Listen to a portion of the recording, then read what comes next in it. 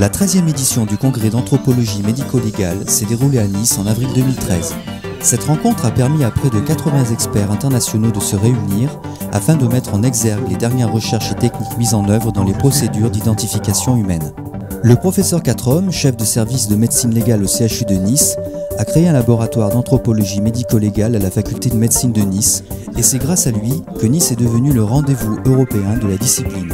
C'est un congrès donc vraiment d'anthropologie médico-légale, donc qui rassemble des médecins légistes, des biologistes, des dentistes, des scientifiques de diverses origines, entomologistes, etc.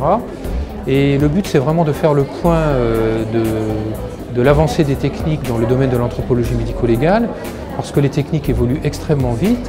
Il y a beaucoup de publications scientifiques dans ce domaine. On voit que c'est un domaine qui est en pleine effervescence et qui va se développer encore beaucoup dans les années à venir. Cette branche multidisciplinaire, réunissant des médecins, anthropologues purs ou encore des biologistes qui exploitent l'ADN, permet de résoudre les grandes enquêtes de l'histoire et de mettre au point de nouvelles techniques d'identification. Ce qu'on peut dire, c'est que la médecine légale a dû s'approprier des techniques anciennes au démarrage et puis progressivement les a adaptées à la problématique moderne, de la médecine légale moderne. Et à titre d'exemple, chaque pays ayant des législations différentes, il peut y avoir des variations dans les techniques qui sont développées. Par exemple, la prescription pénale des crimes en France est habituellement de 10 ans. Et donc on essaye de développer des techniques pour savoir si des restes ou des squelettes peuvent avoir plus ou moins de 10 ans. Dans d'autres pays, la prescription pénale est différente et aux USA, il n'y a pas de prescription.